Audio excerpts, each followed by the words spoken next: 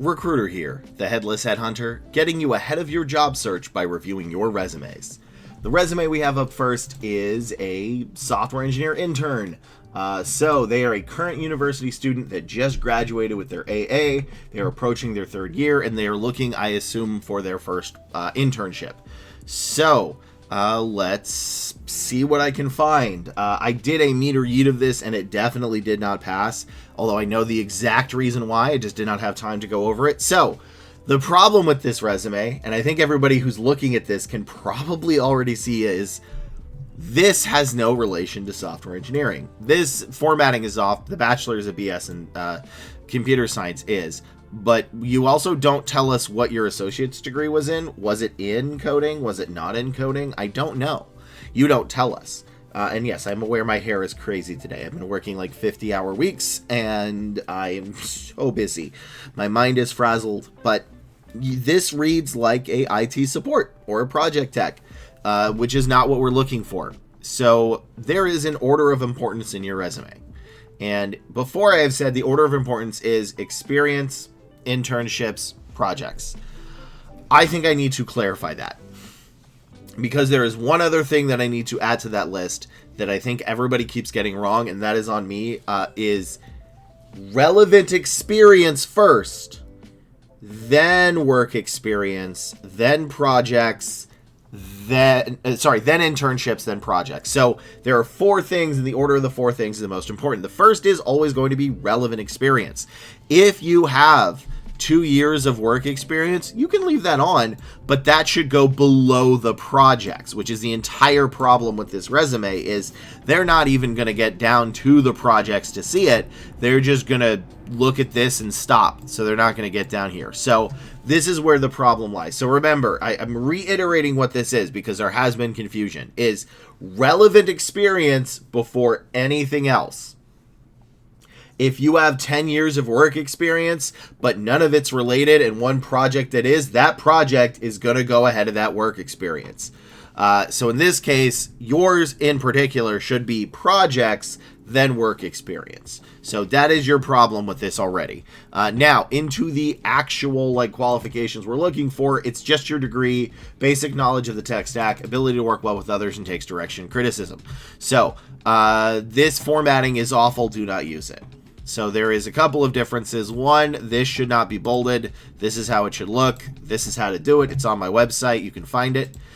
This should not be bolded. Nothing here should be bolded. Stop bolding everything. So, yeah, no, we don't need any of this. Let's see. Agile tracking with the planning continuous improvement. This actually could be a benefit. You may want this, but again, you want your projects first. So, first off with your projects, I don't see what you used, any of the languages used. Oh, wait, look, it's here. Oh, wait, that doesn't count. You can't put it here. You can't put it here. It doesn't count. You have to show me in this. You said designed and built a full stack AI web app. Cool. What was that full stack? You need to tell me. I don't care how basic it is. I don't care if it's just JavaScript, HTML, CSS, and maybe, I assume in this case, TypeScript. You need to show me, because this doesn't count. Nothing here counts. Nothing here counts. You have practically nothing in this resume. Now, you do have Docker, which could be okay, and CI/CD, which could be okay. But the rest of this, no. Also, stop bolding it. You're trying to show how you're impressive and how good you are. That's not what a resume is for. Again, here, nothing I'm looking for. SQL I am looking for. Nothing else. RESTful APIs and Git is okay. This is your best sentence. Integrated the GitHub, whatever, REST APIs for real-time activity tracking. That is your best sentence in your entire resume. And that's not enough. So first, fix your darn formatting. Your formatting is horrible. Please stop. This is a nightmare to read. Remember, I have 20 seconds. Number 2, put your projects above your professional experience, because your professional experience is not as related. Now, you might be able to put a bullet point in about how you worked with others, or you took customers that were upset. That is something that could be thrown in, but I don't care that you developed a PowerScript to installation of 10 key apps, assign directory groups, reconfigure time by 90%, 30 minutes under. None of that is what we'd be looking for. So we would be looking for the fact that you've been there for 2 plus years. That's huge. That's great. We love to see that. It just, again, it should be a little bit after your projects because that's related to what you're doing.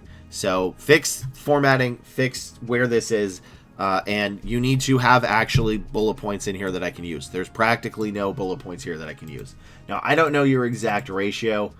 You did not tell me, but I assume it's not very good because you don't show anything here. Again, you have it all here, which doesn't count. You have it here, which doesn't count.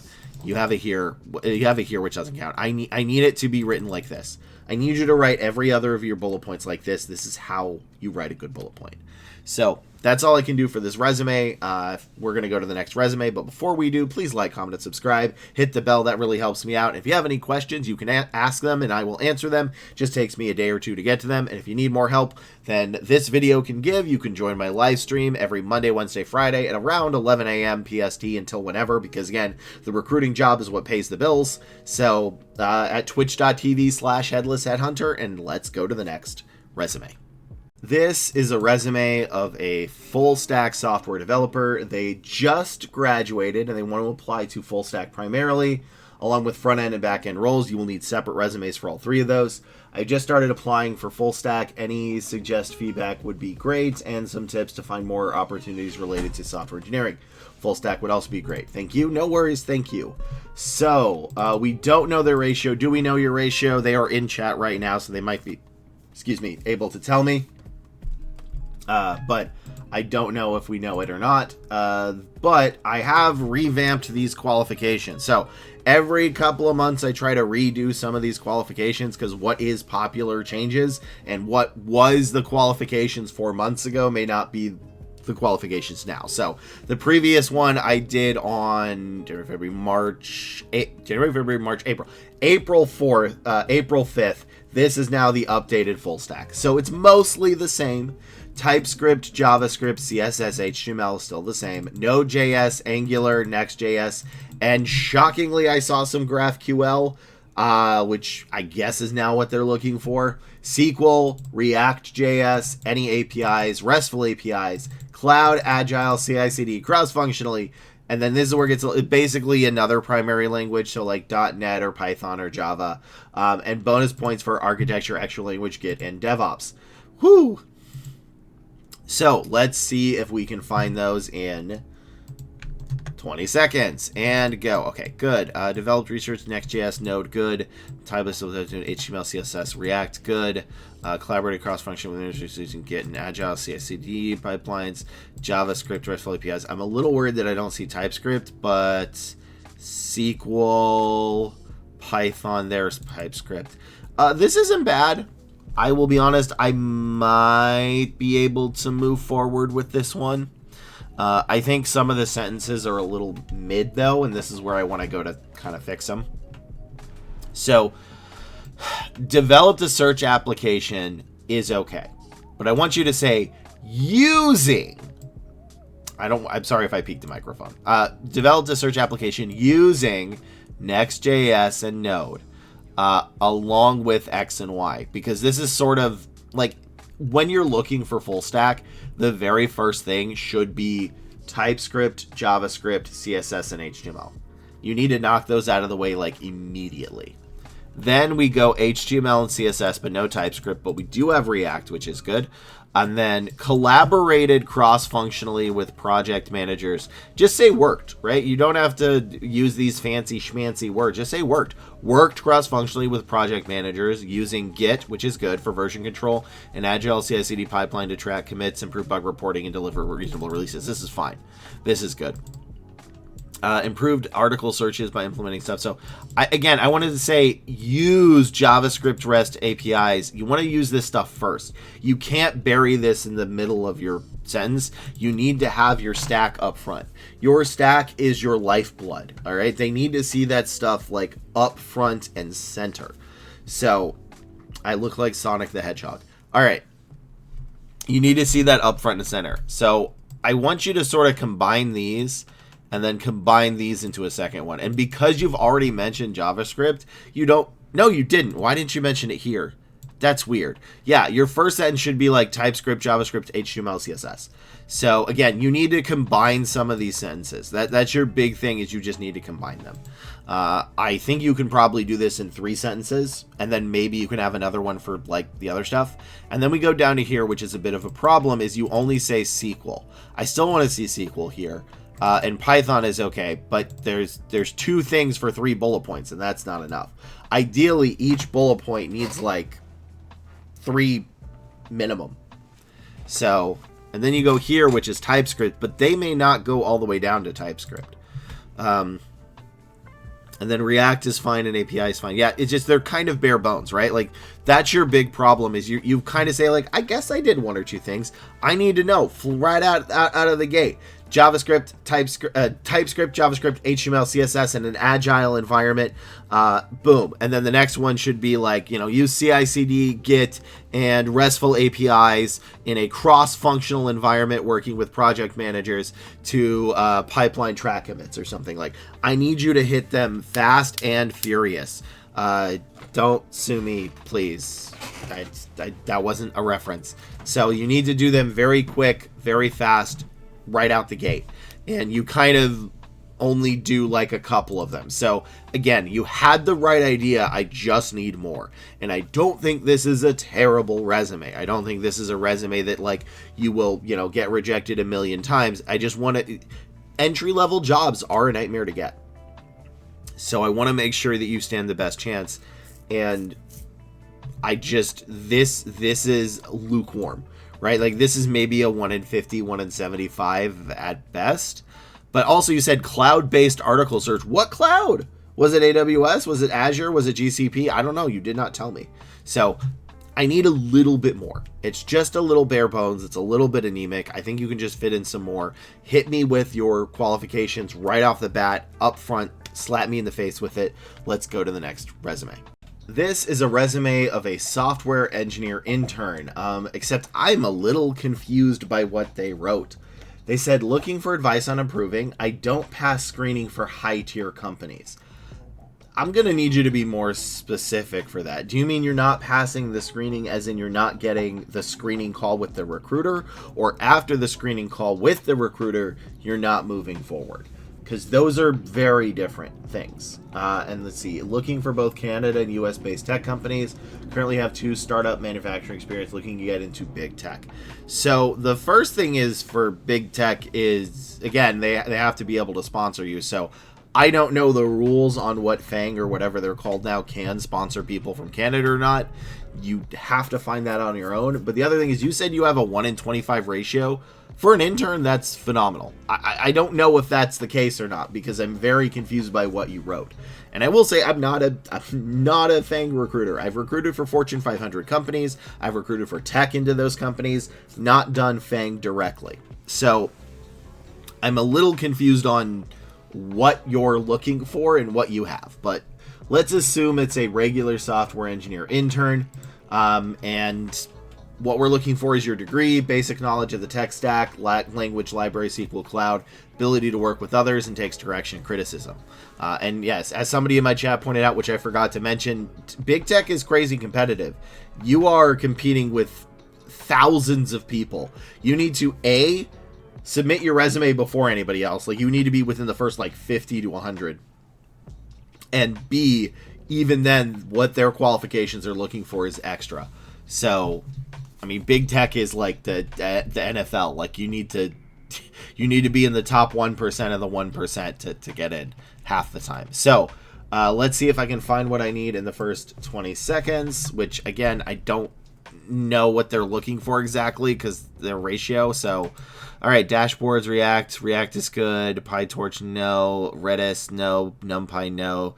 TypeScript, JavaScript queries from Anchor. That one's actually okay. This is maybe so much better if you didn't bold anything, though. Yeah, I mean, this is actually okay. So I can understand why this is not a terrible resume. The formatting is awful. You need to make your formatting look like this. So stop bolding everything here. Nothing here should be bolded. And the fact is, you have previous internship experience, which basically shows that you can work well with others. But let's dig a little deeper, and the answer to that is I still want a little bit more. So your resume is too many numbers, and you also sent me a JPEG. I assume the real one is a PDF, but there are way too many numbers. Like, look at Feng. In fact, can I even look at Feng right now? Let's do Amazon intern software engineer. I'm looking this up on another page right now. Let me see if I can actually find their qualifications real quick, because explore open roles for interns. All right, so wow, there are no jobs that are interns. That's terrifying. Job category. Let's try less than 1 year. Let's do. Wow, there were none. That might be why you're getting rejected, is there's basically none. All right, so software dev engineer intern. All right, basic qualifications, preferred qualifications. Yeah, they're not asking for 41 plus vessels and a 6 million digital initiative. They're not asking for any of that. They're asking for basic stuff. Like, in fact, they're barely asking for anything, which is kind of confusing to me. Oh, there's an entire video. Great. All right, can't do that. But yeah, you overdid it, bro. Like, what I care about is implemented Azure DevOps CI/CD pipelines. Great. I don't care about the rest of this really, except for microservices. Design critical issues in Azure with Docker and login as a custom Python debugging scripts, like stuff like this. Not built monitor dashboard components with WebSocket integration, React Redux state management, establishing real-time tracking of 41 plus 6 million. This is so hard to read. Especially Amazon recruiters are probably getting like thousands of these a minute, so their volume is even higher. Stop bolding everything. When you read resumes in volume, it makes it harder to read. I beg of you, please. Your ratio will improve. Just stop bolding everything. But everything else you wrote in kind of an okay manner. Like improved RESTful API performance. I don't care about 50%, but I do care about NumPy and Pandas and Node. I do care about JavaScript and TypeScript, although I don't know what you mean by from JavaScript to TypeScript. That's kind of confusing. So yeah, I'm kind of confused as to what you're looking for. I don't think your resume is terrible. If you just fixed the formatting and made it a little cleaner, you'd have more luck. But remember, if you're applying to like a big thing company, you need to be within the first 100 people, because they, oh boy, your competition is like all over the world and very steep. And that's about all I can do for this one. So let's go to the next resume. This is a resume of a buyer. So there wasn't really a ton they were looking for. This is also called procurement. They're the same thing, so you can use the same resume for a procurement specialist or a buyer. And what they really want is your industry. Again, like if it's medical devices or whatever, they need to know that. Supply chain, supplier relationships, organizing, Microsoft Office, so Excel, Word, Outlook, and Gmail. That you've met timelines, that you have made timelines and met deadlines. And there may be a couple of other things, like maybe a little bit of ERP or creating relationships with suppliers, that kind of stuff. But from what I could find, and again, I didn't know the experience level of this when I was looking it up, it's basically this. This is it. It's not a ton. And Microsoft Office, Excel, Word, Outlook, and Gmail. I know Gmail is not a part of Microsoft Office, but it still should be there. So that's kind of it. That's it. This was in almost every single one of them, and not much else. So this person has a 150 ratio, which is terrible. And they say, really struggling to land interviews with a current resume. Really love your input on Reddit and appreciate you reviewing my resumes. No worries. So the first thing I see is this is remote. If you are looking for remote jobs, you need to be within the first 100 applicants. It doesn't matter if the job was posted 30 minutes ago or 30 days ago. If you are not in the first 100 applicants, you will probably not get seen. So you need to be fast. And it could be your resume is perfectly fine, but because you're applying too late, you don't get seen. I don't know that or not yet. I'm about to review it. So can I find these things in 20 seconds? And again, it's not much. There's really not much. I may need to see them in multiple jobs, but you know, it's really not much for a buyer procurement. Also, my father was a buyer procurement specialist before he retired, and I filled these roles for Caterpillar. So this is a role I actually am pretty familiar with. And go. All right. Nothing. This doesn't matter and is a waste of space. End-to-end purchasing strategies. Okay, but what kind of industry? Legal and stakeholders. I don't know what those are. That's not what I'm necessarily looking for. RFQs. Again, not really what I'm looking for. Supplier onboarding due diligence. Not what I'm looking for. And ad spoke ensured timely manner. Yeah, nothing. So you basically have not a lot here. Again, ERP maybe is something we'd look for. But look at the roles. Like, if you look at the roles they're actually showing you in the qualifications, it's these. Now, if you're doing a senior, and I did not look up senior, maybe you want a little bit more leadership. Maybe you want, like, led a team or took the initiative kind of stuff. But, like, where's your Microsoft Office and Excel? I don't see it. That was a qualification in almost every single job.